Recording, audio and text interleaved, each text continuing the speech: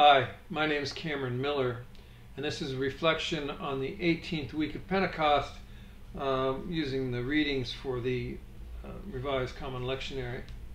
And I want to apologize up front, but you're going to have to pay attention if you want to follow this sermon, because it's kind of a sneaky, snaky, winding road of switchbacks before landing at the end. But it's not that long either, so if you want to start making your shopping list, feel free to go ahead and do that. So, I say my own version of "Let the words of my mouth and the meditations of my heart be acceptable to you, O God," which is right out of Psalm 19. I say it every week before I preach. I do it as an act of reverence. I do it not because God needs my preparation or openness to do what God's going to do with these words, but because I need the reminder. I need the humility. I need the willingness to step aside. Now that psalm strikes me as the psalmist desperately trying to convince himself that what he's been taught and what he's been taught to teach other people and how he's been taught to see reality is absolutely true. It's a shield against doubt. It's a shield against arrogance. It's a shield against the brain worm let loose in his thoughts by an experience that he's pretty sure goes against what he was taught. I raise that doubt on behalf of the psalmist with the voice of biblical scholars scowling at me in my own head. A thunderous wisdom of Walter Brueggemann delivering the psalmist's context and the psalmist's point of view and reminding me that that's our job too as preachers, to likewise open the text. But instead, as you see, I've been psychologizing this long dead poet, or psychoanalyzing, standing over the open casket, so to speak, and then pontificating on what the psalmist thought or felt. In seminaries, at least the academic ones, we're taught to enter Scripture with certain tools in hand. Form criticism to identify the period and the source of the text. Literary criticism to analyze the voices and the purpose of the text. And historical criticism to raise up awareness of the world that's behind or underneath the text. Now, I am no scholar. I have always leaned on the critical work of other people. But I've developed my own tool also. And it's the one that I often come to with the text. I call it now criticism. Now criticism is how does our current worldview, our Sitzenleben, as the scholars would say, or situation in life, how do those academics, that's how they would say it, how does our Sitzenleben read the text? How does who we are shape what we receive from the text? In other words, I reverse the telescope to listen to the text through our ears and through the filters of our context. Now clearly the psalmist today was affirming the statutes of God. Torah, he says, is perfect, it's sure, it's right, it's clear, it's pure, it's true, it's gold.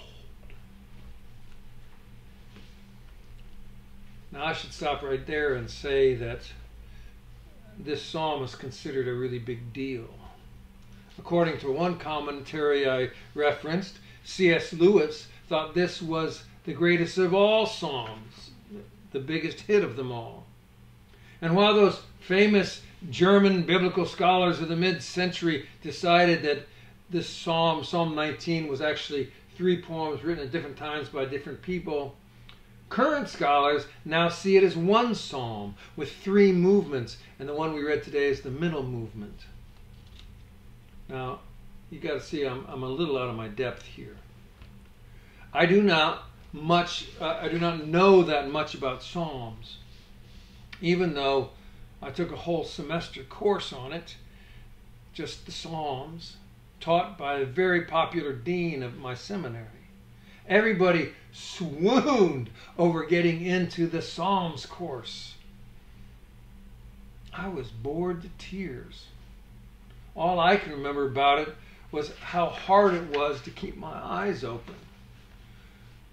That could have been a hint to me way back then about now criticism. Beautiful metaphors and rhythmic strophes aside, they can't make up for postmodern iconoclasm. I'm an iconoclast. I own it. It's what my experience living in the world has made me. Literally, iconoclast means image destroyer. But more deeply, it means somebody who challenges settled beliefs. Someone who opposes the veneration of religious images and icons. That sounds like me, right? Iconoclasm gets a bad rap because of figures like Oliver Cromwell, whose wife, by the way, might be in my family tree. But my take is that it's reality, our experience, that's the greatest iconoclast. It is our experience, our notion of reality itself based on our experience, that contradicts the theoretical notions that we have about the world, life, family, society, God, and so forth. Whatever image we have about the nation, or the law, or the Bible, or love, it will all be broken because not much in life, if anything, conforms to what we believe about life. So the psalmist in Psalm 19, wonderful poet that he was describing a formula into which he declares all of life fits. No, there's not one crack in this form, he declares. Not one porous glitch through which doubt can be leached. But wait, he does ask, who can detect errors? To ask may be to acknowledge that some doubt exists. But immediately he pleads to be forgiven from this hidden crevasse in which the smallest doubt might be wedged.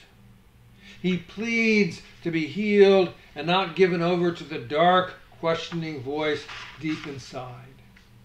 The psalmist and much of religion offer a kind of hardened sarcophagus of the Lord's laws and decrees into which we all fit and will be protected from the unreality of doubts and the unreality of counter-narratives. But you see, I think the world as we live it has been turned inside out since the psalmist was alive. It's now the voice of faith, if that's what we wish to call it, that is hidden deep inside like a piece of gold broken off a tooth and lodged into a fold of tissue down deep inside. All around us, everywhere.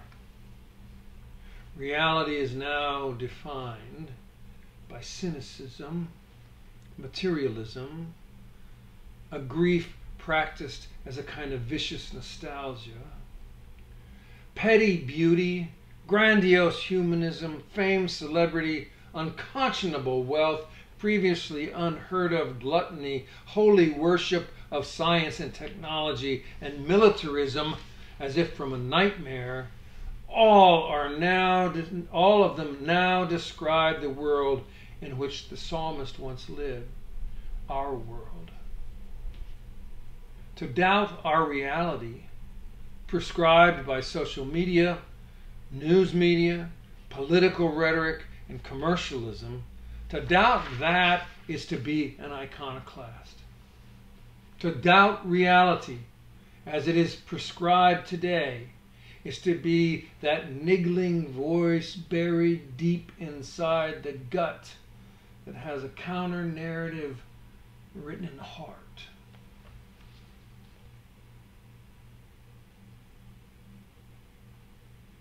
I say, whoever's not against us is for us.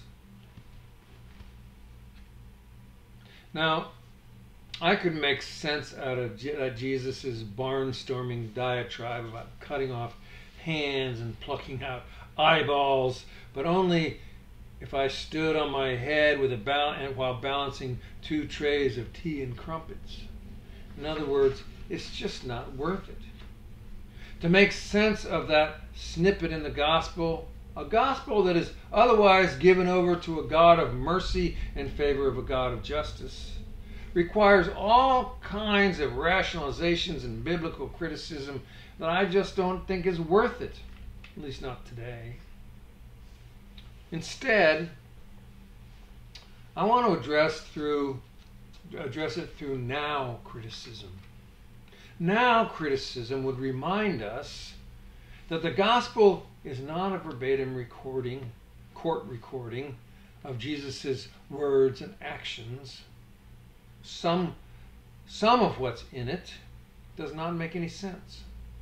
And some of what's in it simply does not match up with our experience of the world. Not only that, it's really not our job to make sense of it all. Instead, looking at those readings today, I will remind us of who we are. Who we are. We are people who have not just one lens, not just 2 lenses, but 3 lenses through which to see the world. We have the ancient text that we explore for the wisdom that can be mined within it. It isn't all gold, but it has gold in it. Ancient sacred texts is one of our lenses, our first lens. And we have a second lens, which is tradition. It's what we have learned together as a community over time, over millennia, in fact. It's a reflective lens. It's not a reflexive lens, as in,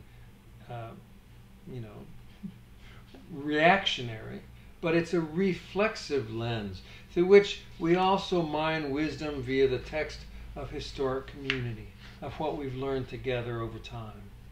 And finally, we have a third lens, which is reason and experience.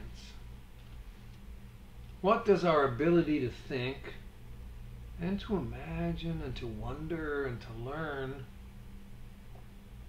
teach us about our experience? These 3 lenses, scripture, tradition, and reason or experience, offer us a vision of reality given by our theological tradition in the Episcopal Church. The psalmist had his lens, you see, and Mark, the first gospel editor, had his. We have ours.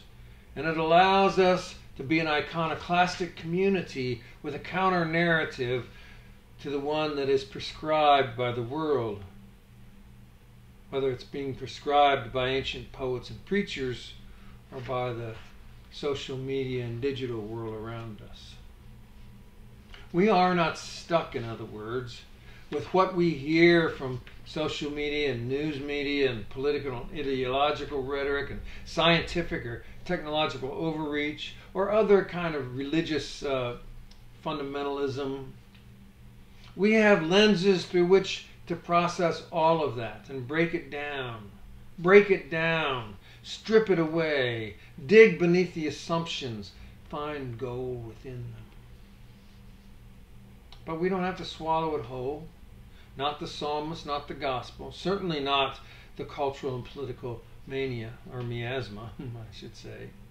We're not limited to what we are told by the loudest voices around us. We are not limited to Scripture alone. We're not limited to the prescription of ancient traditions. We're not limited to what we see and hear at any given moment. Instead, we have a generous spectrum through which to see and view the vast landscape of life all around us. We need to use it all. And then, once we do, we have exhausted ourselves at any given moment with the search for gold, we step back. Take a nice, slow, deep breath. We ask God to bless our mouths, we ask God to bless the words of our mouths, and we ask God to bless the meditations of our hearts, so that some little nugget of gold, some little nugget of gold truth may be known in us and through us. Well, I warned you it was a windy road. Thanks for being here.